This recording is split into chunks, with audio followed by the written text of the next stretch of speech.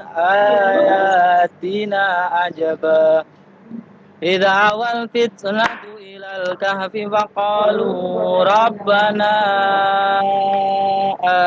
آتنا من لدنك رحمة وهيئ لنا من أمرنا رشدا صدق الله العظيم.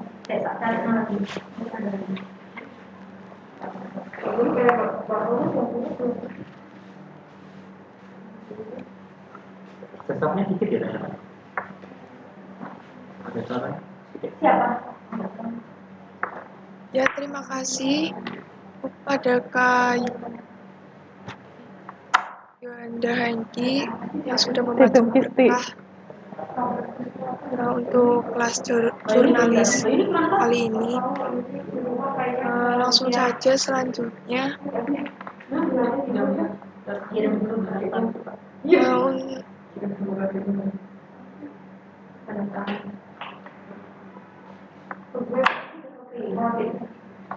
Ya, sebelumnya untuk jurnalis kali ini kita akan membawakan tema public speaking dan personal branding yang akan dibawakan oleh pemateri yang sangat menarik dan hebat, yaitu pembicara kita kali ini dari dosen Febi IAIN Surakarta, ada Bu Adelia Desi Prawestri, SPD M.Ampun. Langsung saja kepada pembicara Bu Adelia, bisa membuka atau langsung mengisi materi kali ini.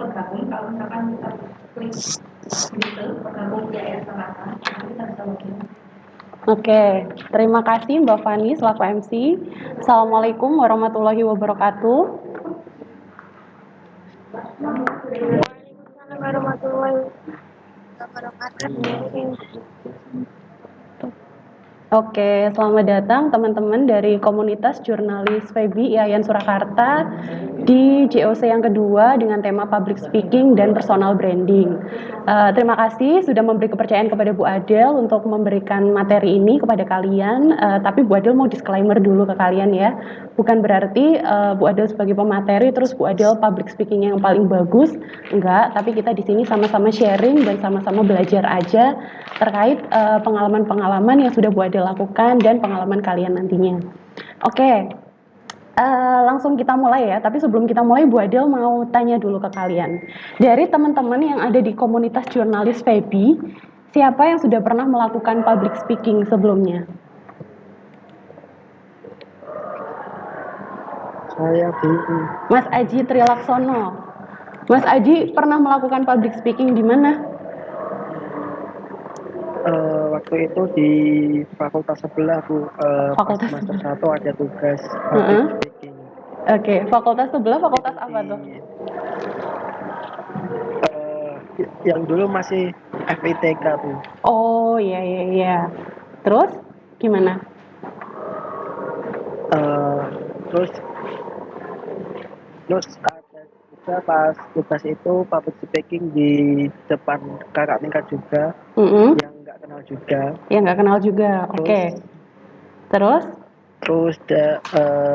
public speaking juga di kelas FUD juga. Di kelas FUD, oke.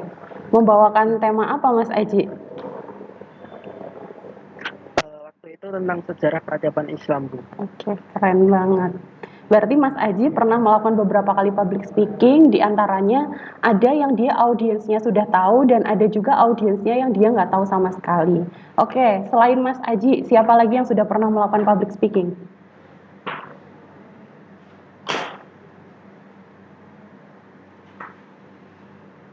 Kemana ya ini yang lain? Kayak kuliah nih perasaan. Kamera off, mikrofon off. Gimana kalau kita kamera di-onin semua? Saya pernah public speaking, Bu. Oke, Mbak Ajeng, di mana? Coba diceritakan pengalamannya. Nah, jadi, kalau saya sendiri pengalamannya itu MC dan jadi moderator sih, Bu. Oke, MC dan moderator. Berarti public speakingnya sebagai MC dan moderator. Nah, Oke, ada beberapa dari teman-teman yang menjawab, ada Mbak Ajeng sama Mas Aji yang mengatakan sudah pernah melakukan public speaking. Tapi disadari atau tidak sama teman-teman, sebenarnya teman-teman semua pasti pernah melaksanakan public speaking. Salah satu contoh kecilnya adalah ketika melakukan presentasi di depan kelas. Pernah nggak sekolah dari SD sampai sekarang kuliah, pernah presentasi di depan kelas kan? Pernah. Nah, itu adalah salah satu contoh kecil dari public speaking. Oke, Bu Adel mau start share screen ya? Apa udah masuk?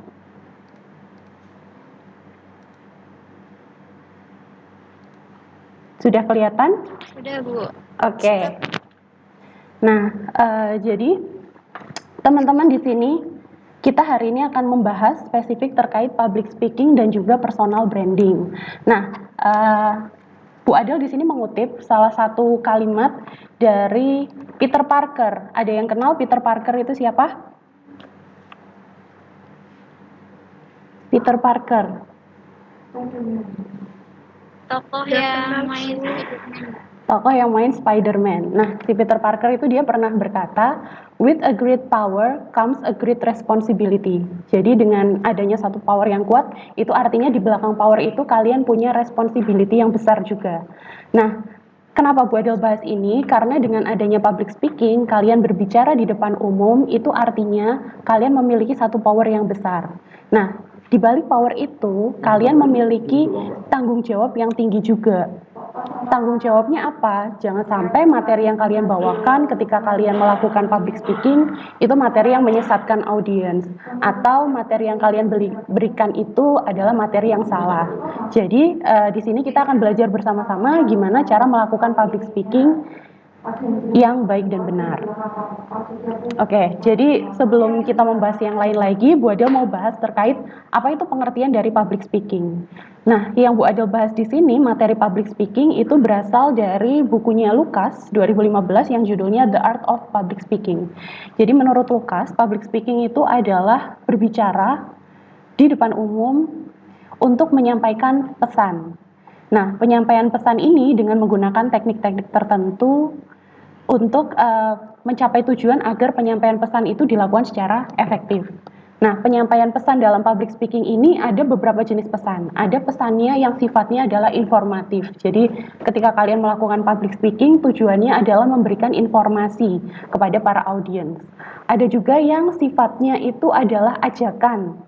Jadi menyampaikan pesan untuk mengajak, entah mengajak untuk melakukan sesuatu, mengajak untuk membeli sesuatu, atau juga penyampaian pesan yang sifatnya itu adalah menghibur, entertain. Nah, jadi dalam kita berbicara public speaking, ada pesan yang ingin kita sampaikan kepada para audiens. Dan di dalam public speaking ini kita berbicara bagaimana teknik agar penyampaian pesan kita kepada audiens itu efektif. Ini, menurut bukunya Lukas, itu ada kita sebagai public speaker menyampaikan pesan kepada audiens. Dan dari audiens itu, mereka akan memberikan feedback kepada kita selaku pembicara. Nah, yang kita sampaikan kepada si audiens ini, itu kita menyampaikan 100% pesannya. Dan harapannya adalah pesan itu juga diterima 100% oleh audiens. Tapi menurut penelitian yang ada di bukunya Lukas, ternyata dari 100% pesan yang kita sampaikan, itu hanya ada maksimal 50% yang dapat diserap oleh audiens. Sama halnya seperti Bu Adel pada pagi hari ini, ketika Bu Adel menyampaikan materi ini, Bu Adel menyampaikan 100%, tapi tidak tahu nanti ketika kalian terima, apakah kalian terimanya berapa persen gitu. Jadi dalam public speaking ini kita belajar bagaimana teknik-teknik yang dapat kita gunakan supaya penyampaian pesan kita itu prosentasenya menjadi lebih tinggi terhadap yang diterima si audiens itu tadi. Nah, public speaking skill itu kenapa public speaking skill ini sangat penting untuk kita pelajari, karena yang pertama adalah menurut survei, jadi zaman sekarang ini di mana kita sudah menggunakan teknologi, itu menurut survei yang dilakukan, critical thinking sama public speaking itu adalah hal yang lebih penting daripada major atau jurusan kalian. Jadi kalian dari jurusan apapun itu sekarang nggak terlalu dilihat, yang dilihat adalah kemampuan critical thinking kalian sama kemampuan public speaking kalian. Jadi sekarang ini banyak ditemui fenomena orang yang bekerja tidak pada bidang sesuai dengan jurusan dia ketika berkuliah. Itulah kenapa pemerintah Indonesia sekarang ini lebih menggencarkan, selain kita punya ijazah dari hasil kita kuliah sesuai major kita, pemerintah juga mendorong kita untuk memiliki sertifikat kompetensi keahlian atau skill, sertifikat skill. Jadi dari sertifikat itu menunjukkan bahwa kalian memiliki kompetensi terhadap skill tertentu. Nah, terus public speaking ini juga penting karena menurut eksekutif dan manajer di American Management Association itu mereka mengatakan bahwa public speaking adalah top skill atau most important skill yang harus dimiliki oleh para pekerja. Dan kenapa public speaking ini penting? Itu karena public speaking dapat make a change, membuat satu perubahan. Nah, perubahan ini bisa terjadi kalau kalian mengkomunikasikan ide kalian. Bagaimana cara kalian mengkomunikasikan ide kalau kalian tidak melakukan public speaking? Artinya, kita semua ini bukan dukun yang mengerti kalian punya ide apa dan kepengenannya apa, tapi kalian harus tetap mengkomunikasikan supaya apa yang ide kalian yang ada dalam diri kalian bisa tersampaikan. Nah, public speaking and daily conversation. Jadi, teman-teman jangan menganggap kalau pengen public speaking ini harus latihannya kita berdiri di depan ribuan orang terus kita belajar tentang public speaking, enggak. Jadi public speaking ini bisa kita pelajari melalui daily conversation, percakapan kita sehari-hari. Gimana caranya? Jadi selama sehari-hari kalian berbicara dengan keluarga, orang tua, adik, kakak, berbicara dengan teman, berbicara dengan orang yang tidak dikenal, orang yang umurnya lebih tua, lebih muda, yang seumuran, itu bisa membantu kalian dalam belajar terkait public speaking. Nah, dalam daily conversation, kalian bisa belajar tentang menyusun buah pemikiran secara logis. Jadi, kalian punya pesan yang ingin kalian sampaikan kepada orang lain, kalian akan berusaha menyusun pesan itu supaya dapat tersampaikan dengan efektif, supaya orang lain mengerti apa maksud yang ingin kalian sampaikan. Nah, jadi nggak perlu belajar untuk berdiri di depan ratusan ribuan orang, cukup belajar dari daily conversation kita bisa menyusun buah pemikiran kita secara logis. Terus kita juga belajar menjahit pesan dengan mempertimbangkan audiens. Jadi kadangkala kalau kita bicara sama teman, kita masih berbicara di topik A, ternyata teman sudah ganti ke topik B sehingga pembicaraan jadi nggak nyambung. Nah, itu karena tidak adanya bridging atau perpindahan transisi antara satu topik dengan topik yang lain. Nah, kalau nggak ada perpindahan topiknya, langsung jeglek kayak gitu, biasanya apa yang disampaikan itu menjadi tidak nyambung. Nah, maka dari itu kita berusaha belajar bagaimana cara menjahit pesan supaya dapat tersampaikan menjadi satu alur yang utuh. Nah, dari daily conversation, kita juga bisa belajar menyampaikan pesan dengan impact yang maksimum.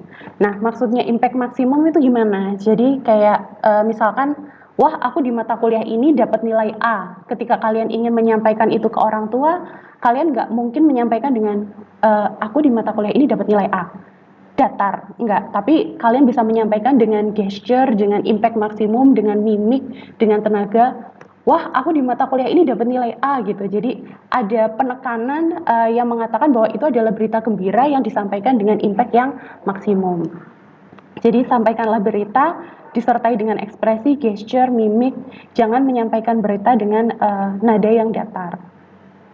Nah, dari daily conversation kita juga bisa belajar mengenai melatih adaptasi pendengar, verbal maupun non-verbal. Jadi misalkan kalian berbicara sama teman kalian, ketika kalian berbicara, terus teman kalian mencondongkan badannya ke arah kalian dan melihat wajah kalian dengan seksama, itu bisa kita simpulkan kalau teman kalian sedang tertarik dengan pokok pembahasan yang kalian sampaikan.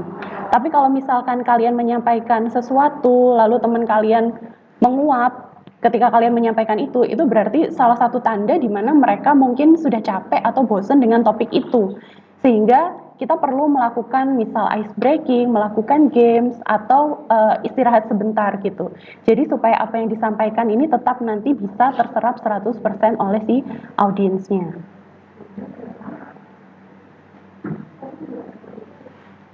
Nah, ini bagaimana cara melakukan public speaking. Jadi ada banyak cara yang bisa kita lakukan dalam melakukan public speaking. Yang pertama adalah kalau kalian pengen melakukan public speaking, pastikan kalian punya kepercayaan diri. Nah, tingkat kepercayaan diri ini kita menakarnya tidak boleh terlalu banyak, tidak boleh terlalu sedikit, tapi yang pas aja gitu. Kalau kita menakar kepercayaan dirinya terlalu banyak, nanti jadinya overconfidence. Kalau kita kurang kepercayaan diri, malah jadinya tidak percaya diri. Jadi pastikan teman-teman punya tingkat kepercayaan diri yang cukup untuk belajar melakukan public speaking. Karena seseorang yang hebat itu pasti dia bermula dari beginner dulu. Jadi jangan takut kalau teman-teman diminta untuk melakukan public speaking. Nah, kemudian yang perlu diperhatikan dalam melakukan public speaking adalah teknik vokal. Teknik vokal itu yang seperti apa gitu. Nah, biasanya dalam melakukan public speaking kita harus memperhatikan pengucapan yang jelas.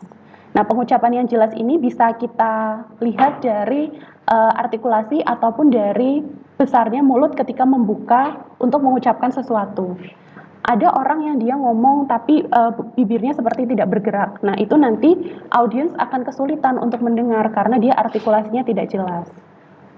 Bu Adel dulu ketika belajar public speaking, ketika mulut Bu Adel belum terbuka lebar, itu sama coachnya sampai diminta untuk memasukkan 3 jari ke mulut supaya mulutnya ini bisa terbuka dengan lebar supaya kita bisa mengucapkan A, I, U, E, O dengan jelas. Jadi di sini pengucapan itu sangat penting. Kemudian teman-teman, kalau teman-teman berbicara dengan public speaking ini, usahakan berbicara dengan tersenyum. Karena suara ketika tersenyum itu akan berbeda dengan suara teman-teman ketika teman-teman datar saja. Jadi usahakan berbicara dengan tersenyum. Intonasi juga, teman-teman harus perhatikan siapa audiensnya. Apakah audiensnya anak kecil, teman sebaya, atau orang yang lebih tua. Jadi kalau teman sebaya mungkin kita bisa pakai intonasi yang cukup cepat ya. Tapi kalau untuk kepada anak kecil maupun kepada orang tua, kita bisa memperlambat intonasi kita. Selanjutnya ada ekspresi dan juga gesture tubuh. Nah, ekspresi ini ketika melakukan public speaking di depan orang, maka yang teman-teman lakukan untuk mata adalah sapulah pandangan kepada para audiens. Jadi silahkan dilihat audiensnya, yang di pojok, yang di depan, yang di belakang, itu semua dilihat. Jadi kita sapu pandangan. Matanya jangan terlalu banyak mungkin lihat slide presentasi di belakang, atau nunduk, atau lihat ke atas gitu, jangan. Silahkan dilihat kepada para audiens. Nah, Bu, permasalahannya sekarang kan kita kalau melakukan public speaking, ada acara kan sekarang acaranya online. Lalu gimana cara kita menyapu mata audiens, padahal audiensnya kan tidak kelihatan gitu. Jadi caranya adalah dengan mata kita menatap lurus ke kamera laptop, kamera handphone, itu silakan mata kita menatap lurus ke kamera. Karena dengan menatap ke kamera, maka kamera itu adalah mata kita ketika kita berada di pertemuan online seperti sekarang ini. Ketika teman-teman melihatnya ke layar, maka mata teman-teman nggak lihat ke kamera, sehingga yang tampak di dalam audiens itu adalah teman-teman tidak melihat audiensnya. Tapi kalau teman-teman ingin benar-benar menyapa, maka tatapan matanya silahkan lurus ke arah kamera. Maka audiens akan merasa bahwa pembicara ini sedang berbicara kepada audiensnya, gitu. Kemudian ketika untuk ekspresi dan gesture dalam melakukan public speaking, usahakan jangan melakukan gerakan yang terlalu banyak atau terlalu sedikit. Jadi misalkan kalau teman-teman sedang berbicara terus tangannya diem aja, juga jangan gitu. Atau gerakan tangannya terlalu banyak gitu, juga jangan seperti itu. Gerakan tangan dengan secukupnya, di mana gerakan tangan itu bisa memperkuat apa yang teman-teman sampaikan. Terus biasanya kalau kita melakukan public speaking, ada yang public speaking dengan menggunakan mic. Nah, maka cara memegang mic adalah jangan dipegang dengan kedua tangan seperti ini. Tapi memegang mic cukup dengan satu tangan, boleh tangan kanan ataupun tangan kiri, sehingga satu tangan lainnya itu tetap bisa bergerak leluasa untuk membantu menjelaskan apa yang teman-teman sedang katakan. Gitu. Dan usahakan juga ketika melakukan public speaking, ketika tangan satunya memegang mic, maka tangan yang lainnya jangan memegang-megang anggota tubuh yang lain ya. Misalkan garuk-garuk atau ngapain gitu, jangan. Jadi tangan yang satunya ini digunakan bisa untuk memberikan gerakan-gerakan sederhana yang mendukung omongan dari teman-teman gitu. Dan biasanya untuk gerakan tangan ini sifatnya adalah open gesture. Jadi gesture tangannya itu terbuka, tidak melulu tertutup. Tapi ada juga gesture tangan yang membentuk seperti ini. Bisa seperti ini, bisa membuka, bisa dengan gerakan-gerakan sederhana. Kemudian untuk melakukan public speaking kita juga harus komunikatif gitu. Jadi jangan ketika teman-teman diberikan kesempatan untuk berbicara di depan terus berbicaranya pendek-pendek, teman-teman tidak mempersiapkan apa yang nanti akan dibicarakan sehingga menjadi tidak komunikatif dengan audiens, itu jangan. Nah, komunikatif di sini ini bisa juga memperkuat hubungan antara speaker dengan audiensnya. Nah, cara komunikatif ini bisa dengan komunikasi dua arah, bisa dengan melakukan games, bisa melakukan tanya jawab gitu. Seperti yang Bu Ade lakukan tadi di awal ketika menanyakan teman-teman siapa di sini yang udah pernah melakukan public speaking, seperti itu. Selanjutnya. Nah, ini ada beberapa tips yang bisa teman-teman lakukan untuk melaksanakan public speaking. Yang pertama adalah know your audience. Jadi teman-teman harus tahu audiensnya teman-teman itu siapa. Apakah audiensnya teman-teman itu orang yang usianya lebih tua, lebih muda, atau yang seumuran. Jadi itu nanti akan membantu teman-teman dalam mengatur materi dalam public speaking ini. Jangan sampai teman-teman melaksanakan public speaking, tapi teman-teman nggak tahu siapa yang jadi audiensnya. Dan akan lebih baik kalau audiens dalam public speaking ini teman-teman ketahui secara mendetail. Jadi misalkan kalau sekarang acara dengan komunitas jurnalis FEBI IAIN Surakarta. Nah, ketika teman-teman disebut seperti itu, maka teman-teman sebagai audiens akan merasa dekat dengan pembicara karena pembicara menyebutkan dengan detail. Jadi semakin detail itu akan semakin bagus. Jadi yang step pertama adalah know your audience. Kalian harus tahu siapa audiensnya. Yang kedua, dalam melakukan public speaking kita boleh membuat naskah terlebih dahulu, tapi jangan ketika membawa naskah itu ke panggung jangan dibawa semuanya. Kita harus memikirkan poin-poin penting apa saja yang akan kita bawakan dalam public speaking ini. Jadi yang ditulis hanya yang poin-poin penting. Nah, kita menulisnya kemana? Kita bisa membuat alat bantu.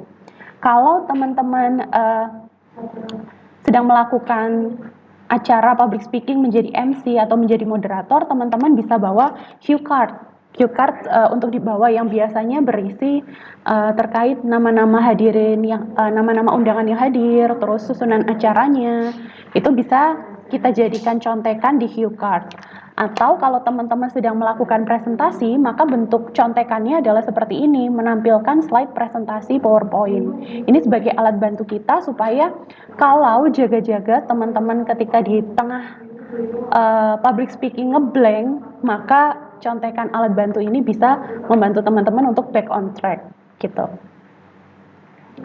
Dan selanjutnya tips untuk public speaking adalah kuasai materi. Jadi orang yang menguasai materi dengan orang yang tidak menguasai materi itu akan kelihatan dari kepercayaan dirinya.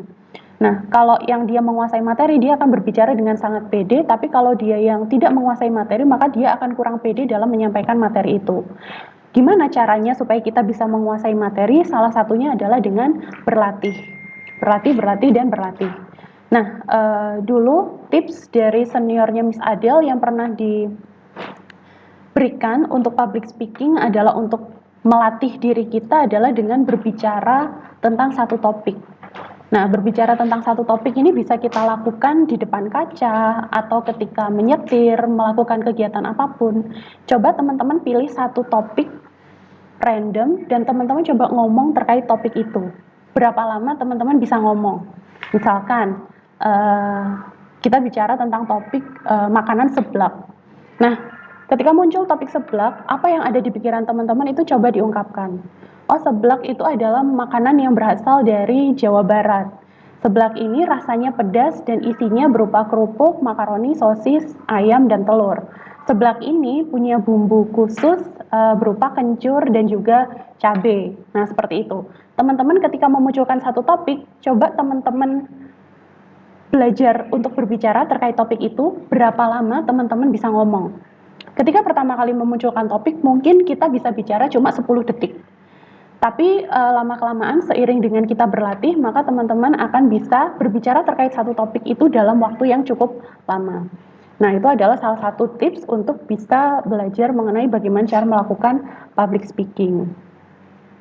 Yang selanjutnya, yang tidak kalah penting ketika melakukan public speaking adalah hindari plagiarisme dan juga etnosentrisme.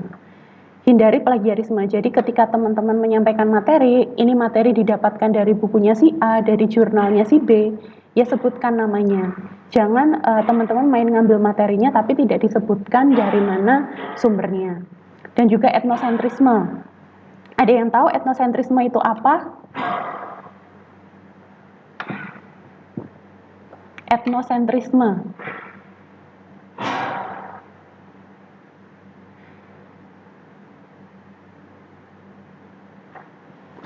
Etnosentrisme adalah perasaan ketika dia merasa sukunya ini adalah suku yang paling superior. Nah, dulu kalau nggak salah Joshua Suherman itu pernah menanyakan ketika di satu acara, dia melemparkan pertanyaan, kenapa Anissa Cherrybelle itu adalah orang yang paling banyak disukai di antara grup anggota member grup Cherrybelle? Terus dia menjawab, alasannya adalah karena Anissa beragama Muslim. Nah, itu adalah salah satu contoh sikap etnosentrisme, di mana etnosentrisme ini tidak baik karena kita berada di Indonesia. Indonesia adalah negara moderasi dengan banyak agama, suku, budaya, bahasa. Jadi jangan menganggap suku kamu, agama kamu itu adalah agama yang paling superior. Tidak, kita semuanya sama. Jadi itu adalah beberapa hal yang harus dihindari dan bagaimana tips untuk melakukan public speaking. Nah, teman-teman kenal ini nggak yang fotonya muncul? Siapakah dia? Oki Setiana Dewi. Oki Setiana Dewi. Kalau mbaknya melihat Oki Setiana Dewi, kira-kira orangnya seperti apa? Cantik, Cantik. pintar public speaking. Pinter public speaking. Terus? Kalem atau pecicilan? Kalem. Kalem. Kalem. Oke. Itu ya. Kalau yang satunya ini siapa? Ria Ricis. Ria Ricis. Kalau Ria Ricis, sepengetahuan teman-teman gimana? Ria Ricis. Pecicilan. Pecicilan. Oke. Pintar speaking. Pinter public speaking tapi pecicilan. Kalau Oki Setiana Dewi kalem, kalau Ria Ricis pecicilan. Aktif. Aktif. Oke. Teman-teman bisa tahu dari mana? Sering nonton YouTube-nya. Sering nonton YouTube-nya. Berarti itu tersirat dari apa kira-kira? Kok bisa menyimpulkan, oh Ria Ricis itu pecicilan, Oki Setiana Dewi itu kalem?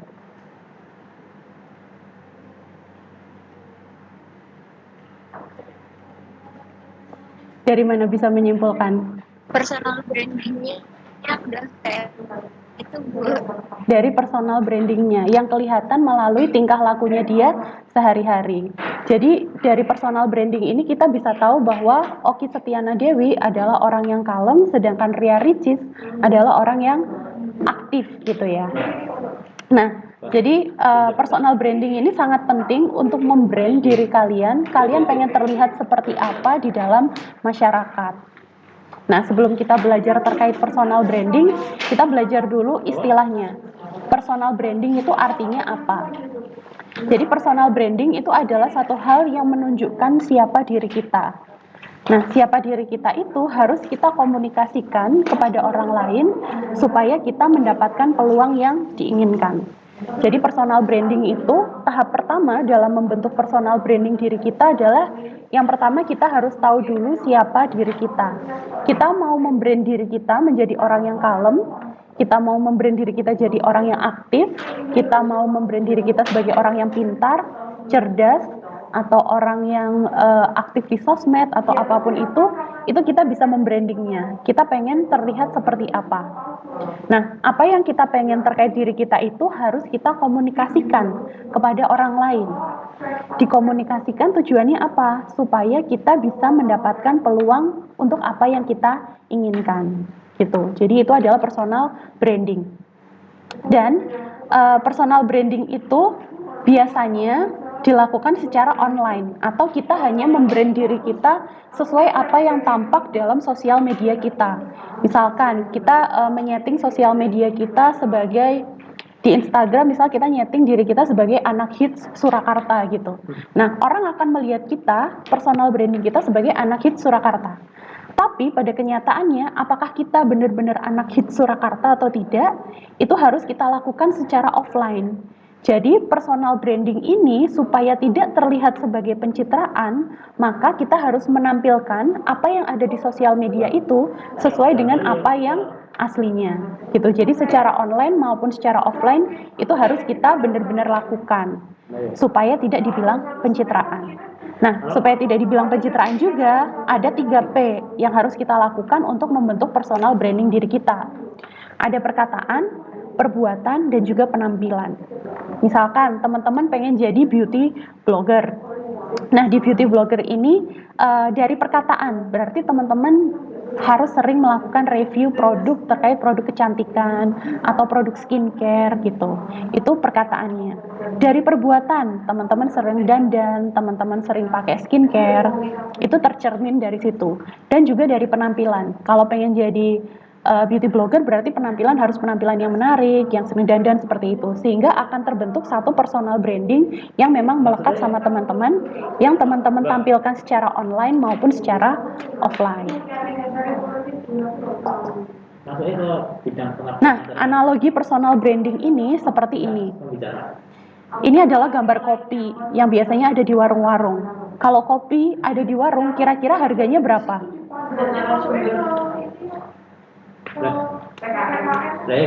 Kalau teman-teman beli kopi di warung, kira-kira harganya berapa? 5.000. Lainnya itu yang mana? Terakhir. Oke, kita ambil harga kalau kopi di warung kira-kira harganya 5.000 ya. Nah, sekarang kalau misalkan kopi ini kita pindahkan wadah ke wadah putih dengan logo Starbucks. Kira-kira kopi ini jadi berapa harganya? Di BRI kan BRI juga harganya 40.000.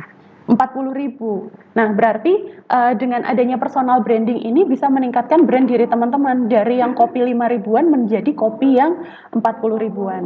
Maka dari itu, teman-teman penting untuk melakukan personal branding terhadap diri teman-teman secara online, offline, melalui perkataan, perbuatan, dan juga penampilan supaya bisa mencapai apa yang teman-teman inginkan. Nah, you are your brand. Jadi teman-teman adalah representasi dari personal branding yang teman-teman pengen tampilkan. Kamu pengen jadi apa? Aku pengen jadi orang yang pintar public speaking. Oke, tampilkan dalam setiap konten kamu, tampilkan dalam kehidupan sehari-hari, dalam perkataan, perbuatan maupun penampilan bahwa kamu adalah orang yang pintar public speaking. Oh, saya pengen terkenal sebagai beauty blogger. Ya sudah, setiap hari silahkan dandan, review produk, dalam penampilan juga seperti itu karena you are your brand. Seperti itu. Oke, cukup segitu materi yang disampaikan sama Bu Adel terkait public speaking dan personal branding. Selanjutnya Bu Adel kembalikan ke MC kalau misalkan ada yang pengen ditanyakan. Ya, terima kasih kepada materi kita. Materinya sangat menarik dan berbobot. Ini bisa banyak banget ya yang ditanyakan. Jadi teman-teman yang mau bertanya silakan bertanya kepada Bu Adelia. Nanti bisa Bu Adelia jawab. Ya, silakan teman-teman. Ada yang mau bertanya?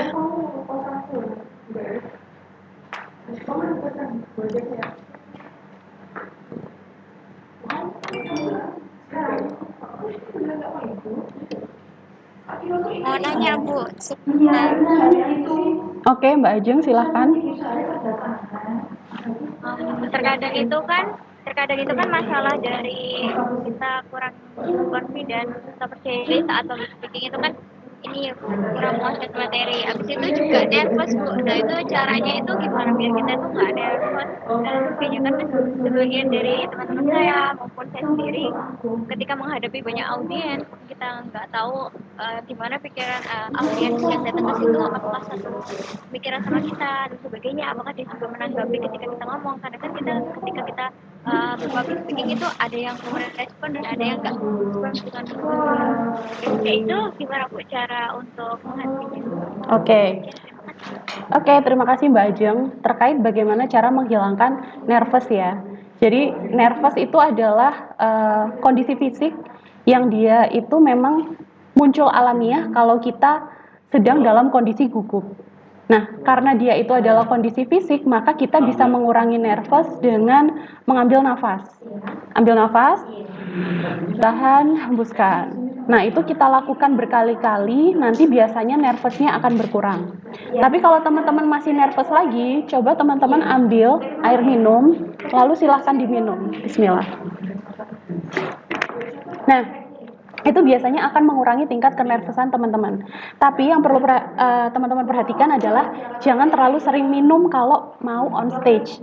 Karena nggak lucu kalau misal kalian lagi on stage terus tiba-tiba kebelet pipis ke belakang, gitu akan sangat merepotkan. Nah, dan lagi kalau nervous itu sebenarnya adalah hal yang wajar yang menurut Bu Adil itu hal yang cukup baik. Kenapa? Karena nervous itu kondisi fisik yang muncul sebagai akibat kalau kita memang benar-benar menganggap hal itu sebagai hal yang penting.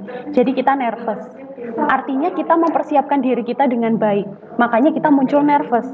Yang buruk adalah ketika kalian ingin melakukan public speaking, tapi kalian nggak nervous sama sekali. Itu artinya apa? Kalian merasa, kalau menurut Bu Adil ya, kalian merasa takabur, kalian merasa sudah mampu, sehingga justru kalian tidak mempersiapkan diri yang terbaik untuk public speaking itu. Jadi kalau menurut Bu Adil, nervous adalah hal yang wajar, nervous adalah hal yang baik, karena nervous itu muncul hanya ketika di awal, tapi ketika nanti kalian sudah ngomong, biasanya nervousnya sudah hilang. Gitu. Itu Mbak Ajeng. Tapi poinnya berapa? Ada yang mau menambahkan? Oke. Ada yang mau menambahkan atau yang mau bertanya lagi?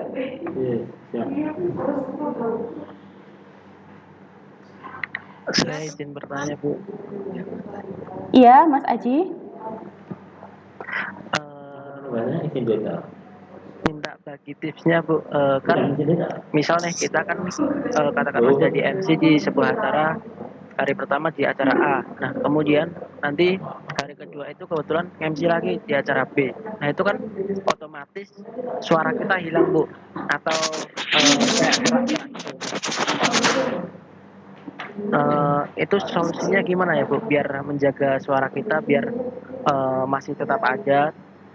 Terus kalaupun bulan puasa pas kita ngisi di acara kayak gitu, kita kan juga harus semangat Bu, biar audiens kita juga lebih tertarik, lebih semangat lagi. Nah, ketika kita semangat kadang juga terganggu juga sama suaranya kayak gitu Bu. Nah, itu tipsnya gimana Bu biar menjaga suaranya biar tetap ada kayak gitu Bu.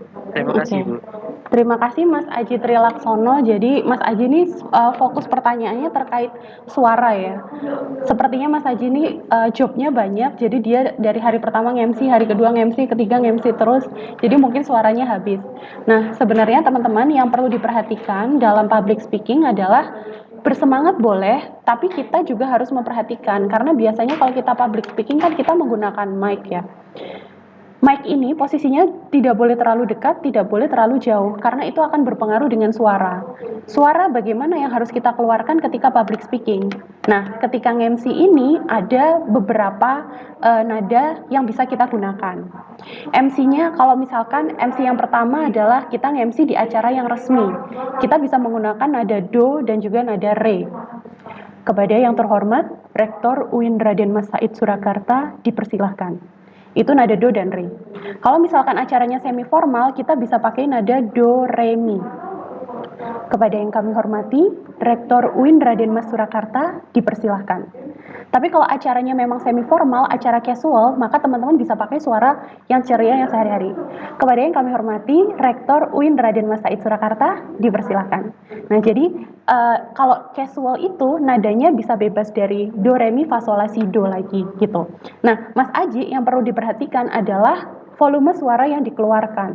Ketika menjadi MC, suara kita tidak boleh terlalu lemah karena nanti audiens akan kesulitan untuk mendengarkan, tidak boleh juga terlalu kencang karena sebenarnya itu akan sangat mengganggu di telinga audiens karena sakit. Kalau suara keluar dari pengeras suara terus suaranya terlalu kencang itu nanti akan sakit. Jadi yang perlu Mas Aji lakukan adalah bersemangat boleh, tapi tetap dengan menggunakan suara normal dan juga sedikit lebih dinaikkan tapi jangan naik banget gitu. Dan tipsnya supaya suaranya nggak habis, biasanya Mas Haji sering-sering minum air putih hangat dan juga makan kencur atau minum jamu beras kencur. Itu biasanya bagus untuk suara. Dan Mas Aji sebenarnya suara hilang itu juga karena kondisi fisik karena Mas Ajinya terlalu lelah. Jadi jangan lupa untuk take a rest, istirahat supaya kondisi fisiknya bagus dan bisa nge-MC lagi dengan suara yang normal. Seperti itu Mas Aji. Terima kasih Bu atas jawabannya. Oke. Dari tadi yang muncul cuma Ajeng sama Aji ya. Yang lain kemana? Ya, teman-teman yang lain mungkin boleh bertanya. Ada lagi yang mau ditanyakan? Mau bertanya Bu Ade. Oke, Mbak Septiana. Bagaimana tips untuk menarik perhatian audiens atau menghidupkan kembali audiens, terutama saat pertemuan online, karena kan kita nggak ketemu secara langsung itu kan lebih sulit. Oke. Ya, terima kasih Mbak Septiana. Jadi kalau memang kita pertemuan online itu memang sedikit lebih susah daripada kita bertemu secara offline. Karena kalau offline itu kita bisa benar-benar ngelihat audiensnya. Oh, audiensnya lagi ngantuk. Oh, audiensnya lagi memperhatikan kita, itu kelihatan. Tapi kalau offline kayak ini, yang muncul gambarnya cuma dua nih, Mbak Octavia sama Mbak Tri Audina. Yang lain Bu Adel nggak tahu ini. Apakah kalian lagi tidur, apa kalian lagi bantu ibunya masak atau ngapain. Jadi membangun komunikasinya memang lebih susah. Nah, caranya gimana? Kita bisa mengadakan tanya jawab dua arah. Jadi kita komunikasi dua arah, saling bertanya dan menjawab sehingga itu bisa mengengage audience. Seperti yang Bu Adel sampaikan di awal tadi, Bu Adel tadi kan menanyakan ke kalian, siapa di sini yang sudah pernah melakukan public speaking? Nah, itu adalah salah satu cara untuk menggait audiens supaya audiens itu merasa dirinya ada, merasa dirinya dianggap sehingga dia akan tertarik. Nah, tapi selain itu teman-teman juga bisa sisipkan games seperti kalau misalkan sedang perkuliahan itu pakai games Kahoot. Nah, itu kan ada partisipasi dua arah antara speaker dengan audiens. Jadi itu bisa kita gunakan. Atau teman-teman juga bisa pakai tebak-tebakan yang lain. Misalkan ada di dalam bowl nih ada kartu-kartu yang digulung, terus misalkan speaker ngambil satu kartu dan menyuruh salah satu audiens untuk melakukan hal apa yang ada di dalam kartu itu. Jadi itu kan bisa games yang bisa meningkatkan audiens supaya tetap engage sama acara di sini. Gitu Mbak Septiana. Baik, terima kasih Bu Adel. Iya.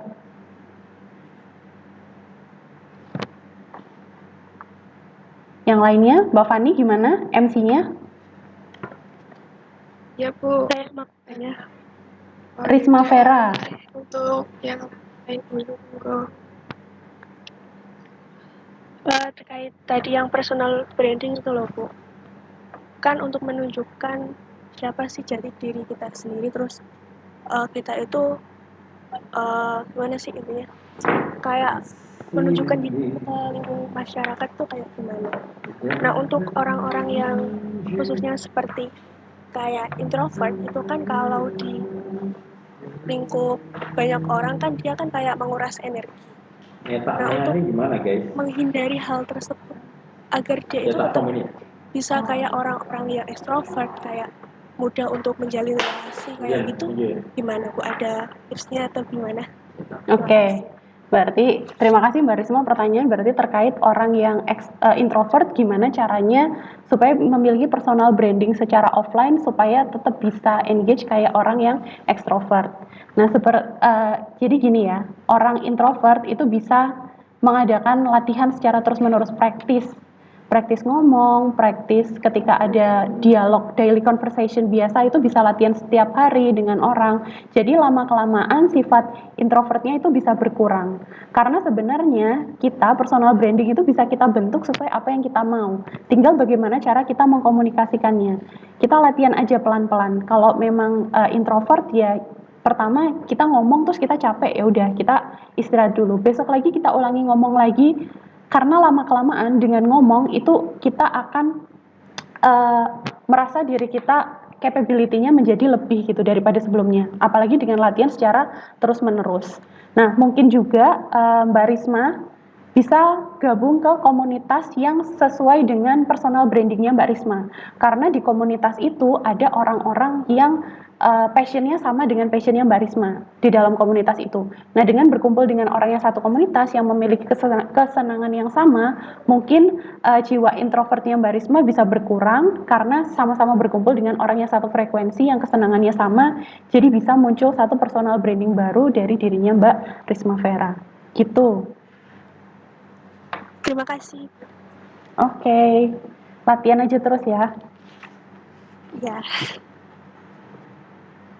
Ya Bu, selanjutnya saya mau tanya Bu. Oke, Mbak Fani silahkan.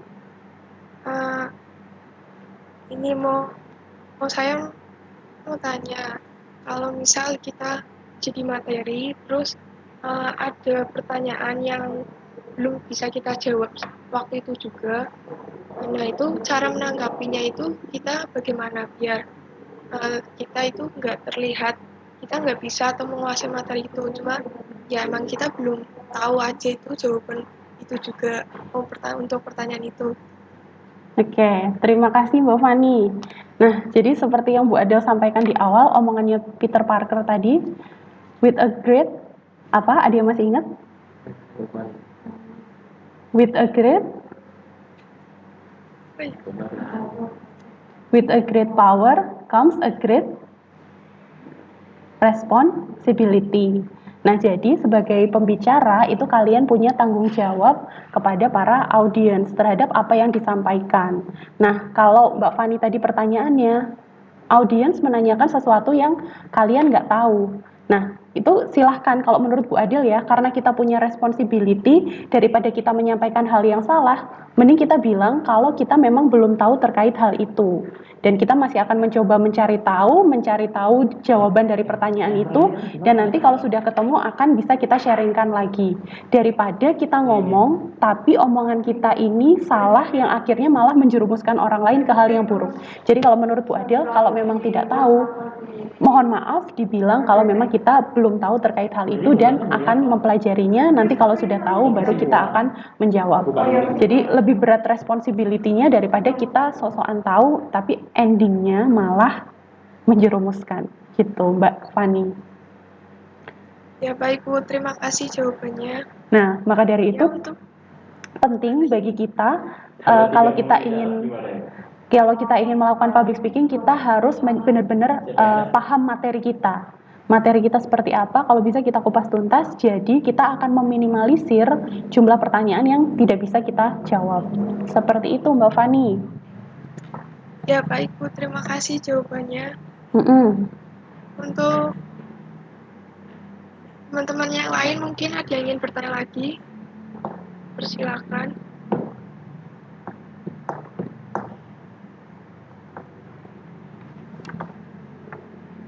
Penelitiannya minimal berapa? Nggak ada ya? Penelitian. Ya mungkin cukup atau ada yang ingin bertanya lagi teman-teman? Sudah cukup ini sepertinya Mbak Fani. Cukup mungkin. Ya baik Bu, mungkin cukup pertanyaan dari teman-teman. Sebelum kita tutup, mungkin ada closing statement dari Bu Adel. Dipersilakan. Oke. Teman-teman, jangan takut untuk memulai public speaking. Ketika kalian diberi kesempatan untuk bisa melaksanakan public speaking, maka ambil kesempatan itu. Karena biasanya kesempatan nggak akan datang 2 kali. Kalau itu adalah pengalaman pertama teman-teman dalam melakukan public speaking, nggak apa-apa. Silahkan teman-teman persiapkan sebaik mungkin supaya pengalaman pertama itu jadi pengalaman yang baik buat teman-teman. Dan ingat, semua orang sukses itu dia berawal dari single step yang kecil itu tadi. Pasti mereka pernah mengalami pengalaman pertama. Jadi kalau teman-teman pengen bisa public speaking, silahkan ambil kesempatan yang ada. Kalau memang nanti diberikan kesempatan untuk melaksanakan public speaking, diambil aja. Dan terkait personal branding, seperti yang Bu Adel tadi udah omongkan, you are your brand. Jadi kalian adalah brand terhadap diri kalian sendiri. Kalian pengen dipandang seperti apa sama orang-orang, itu kalian yang menentukan. Kalau kalian pengen dipandang orang yang kayak Oki Stiana Dewi tadi lemah lembut, ya silahkan brandinglah diri kalian yang lemah lembut. Kalau kalian pengen terlihat aktif seperti Ria Ricis, ya silahkan di branding seperti itu. Jadi you are your brand, silahkan tentukan brand apa yang pengen kalian munculkan terhadap diri kalian supaya untuk memperoleh satu tujuan di kemudian hari gitu. Jangan lupa personal brandingnya jangan dilaksanakan secara online aja, tapi juga dilakukan secara offline dalam kehidupan sehari-hari. Itu, Mbak Fani. Ya, baik. Terima kasih closing statement dari Bu Adelia, sangat bagus dan menarik. Selanjutnya sebelum saya tutup, untuk teman-teman yang lainnya bisa on kamera untuk bisa diambil dokumentasinya.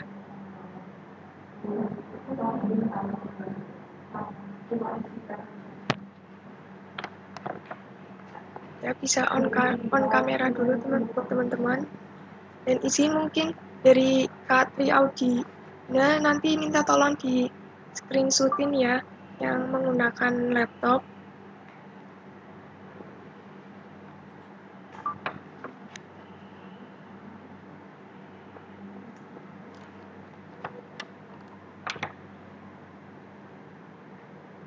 Ya, untuk teman-teman bisa on kamera terlebih dahulu untuk didokumentasikan.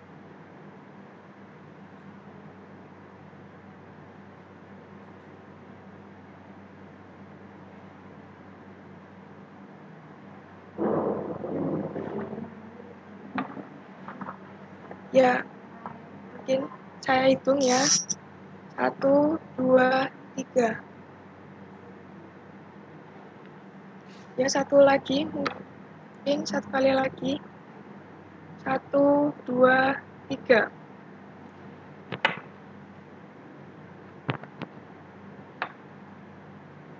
Ya, untuk Mbak Audina sudah di SS atau belum?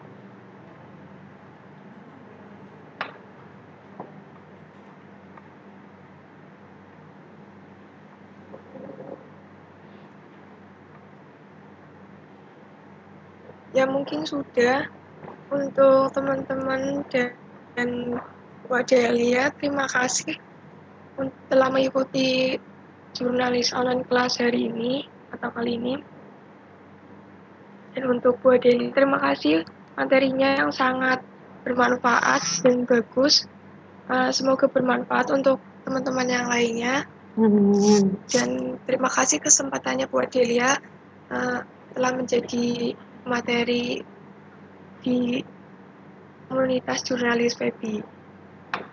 Sebelum saya tutup, saya selaku MC mohon maaf sebesar-besarnya jika ada kesalahan kata atau masih kurang dalam menjalankan tugas ini.